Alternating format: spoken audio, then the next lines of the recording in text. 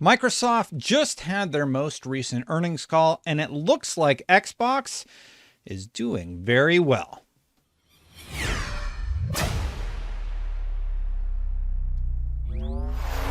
So we're going to get into a lot of earnings call data that was shared, but the long and the short of it is Starfield did great, not just great, but like super duper great for Xbox. Game Pass is doing really, really well. And well, let's just get right into the numbers, shall we? Starting with Starfield. So more than 11 million people have played the game to date. Half of the hours played have been on PC. And on launch day, this is Satya Nadella speaking, set the record for the most Game Pass subscriptions added on a single day ever. Now, all the data that I'm going to talk about on the episode today is going to be all focused on Xbox and how well they're doing. But the narrative about Starfield being a flop has been absolutely decimated at this point because we can see the sales figures, 11 million people playing. It's working exactly as intended. They want to push Game Pass subscribers, and Starfield had them hit some record numbers. But there's even more to get into than that. So here's some other statistics. Satya Nadella talked about how Minecraft surpassed 300 million copies sold. That's an astronomical amount of copies for Starfield. 2023 is the strongest first-party lineups ever, including new titles like Call of Duty Modern Warfare 3, that is now included in Xbox's list of properties, and Forza Motorsport. They saw strong engagement helped by the Starfield launch, which benefited Xbox content and services because they saw a big increase in people subscribing to the Xbox platform.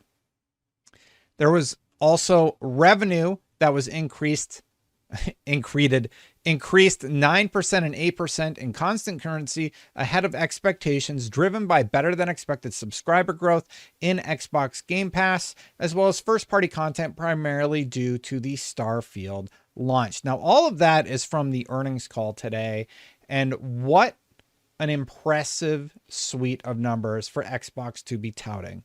Now, the one negative that I think a lot of people are going to latch on to is the fact that console hardware sales were down. The last few notes, though, however, are gaming revenue grew 9%. We talked about that already. Xbox content and services revenue increased 13%. And they just like knock expectations out of the water. And then Xbox hardware revenue dropped 7% and 8% in constant currency. I don't really know what that term means, but they kept saying that during the earnings call, so I'm reporting it to you here. Now, that is very, very impressive stuff. And Xbox isn't done yet. They have a partner preview coming right around the corner, and hopefully you're coming around and finally hitting that subscribe button, hitting that bell to know when my content goes live. But if you've already done that, hit that like button if you like my content. So I can talk all day about this, but a few people online have talked about just how impactful this is overall to the Xbox brand. That includes Benji Sales, who said this is actually the highest Q1 gaming revenue in the entire history of Xbox.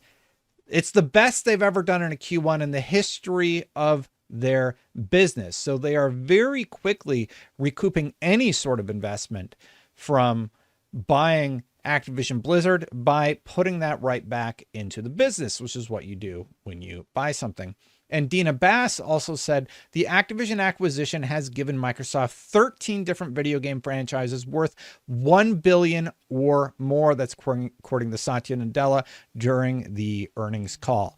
That is absolutely insane to be seeing huge numbers posted from Xbox. Now, before we continue on, we do need to hear from our sponsor on the channel, but we have another Xbox related announcement that you're not going to want to miss right after this. So FlexiSpot decided to send me a new chair, and you may have noticed that in the last few videos, I have been sitting in the premium ergonomic office chair C7. A few features include a really amazing lumbar support that helps me maintain my posture. I give that a big thumbs up. a really nice headrest for when I'm in a long meeting during my workday and just want to sit back and listen. And the armrests have a lot of different angles you can adjust to, which I really liked. Now, I have to admit one thing though. This took me a bit to get used to, only because it's about an inch higher than my previous chair. If I could have lowered it another inch or two, it would have been perfect. It's made out of this breathable mesh fabric, so I'm not getting overheated during my day, and because of how it's built with the ability to lean forward a little bit in mind, my legs aren't left feeling achy at the end of the day, an issue I've had with my other chairs. Overall, I really like it. There are a lot of ways you can adjust it to your liking, and it really does help my posture without making me feel awkward about how I'm sitting at my desk. The website even talks about this. It says it's designed to complement your every posture.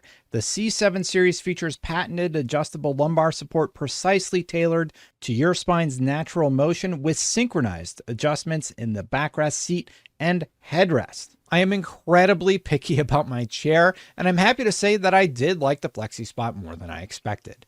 If only I could figure out how to lower it another inch or two so I could be at the same eye level my old chair was at for filming purposes.